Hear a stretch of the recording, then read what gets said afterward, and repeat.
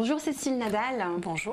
Vous êtes une ancienne manager dans le secteur du commerce marketing digital et vous êtes aujourd'hui conseillère d'orientation pour tonavenir.net. Donc effectivement vous avez changé de métier et donc nous allons en parler. Vous pouvez nous dire en fait quel a été brièvement un peu votre parcours? Alors moi j'ai une formation en école de commerce, ensuite j'ai travaillé pendant une vingtaine d'années dans différentes industries, que ce soit la grande conso ou l'industrie pharmaceutique, dans des postes autour de la vente, du marketing, du digital.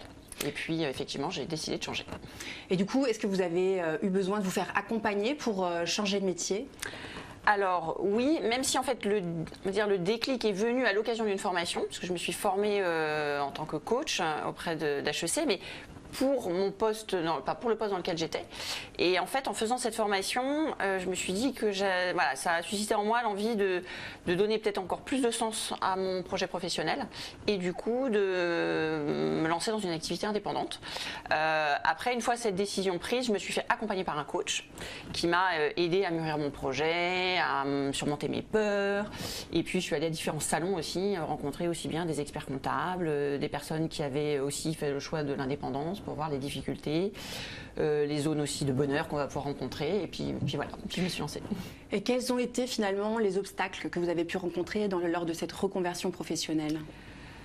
Alors l'obstacle principal, je dirais que c'est moi. C'est en fait la peur de se lancer parce que quand on vient d'un poste dans lequel on a été salarié pendant 20 ans, on a un salaire, on a un certain confort. Donc voilà, à un moment donné, il faut accepter de renoncer à ça. Rappelons que vous êtes aujourd'hui donc indépendante et franchisée. Exactement. Donc ça, je pense que c'était la principale peur.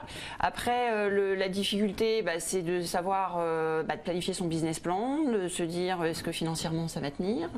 Voilà. Après, c'est vrai qu'il y a aussi des choses, des points de passage, trouver exactement le projet. Alors moi, pour la franchise, avec tonavenir.net d'un côté et puis une activité vraiment indépendante de l'autre, comment est-ce qu'on va concilier les deux en termes d'agenda, trouver l'expert comptable, voilà. Mais ça, à la limite, à partir du moment où on a trouvé le professionnel, on se sent soulagé. Mais le plus dur, c'est de se lancer. Est-ce que vous auriez un conseil à donner, Cécile, pour quelqu'un qui envisagerait de changer de métier? Alors, je pense que il faut accepter que ça prenne un peu de temps de prendre sa décision entre le moment où les moments émergent et puis on se dit ça y est, on y va. Pour certains, ça peut être très rapide et moi, dans mon cas, ça a pris du temps, mais je pense que ce temps-là était nécessaire. Donc c'est pas parce que ça prend du temps que c'est pas bien. Et le conseil, c'est à un moment donné, c'est de faire confiance à son intuition. Quand on sent que c'est le moment d'y aller, il faut y aller et puis se dire de toute façon, voilà. Et au pire, si je réussis. Ça peut être que du bonheur et du bonus. Exactement. Ok, merci Cécile Nadal. Merci.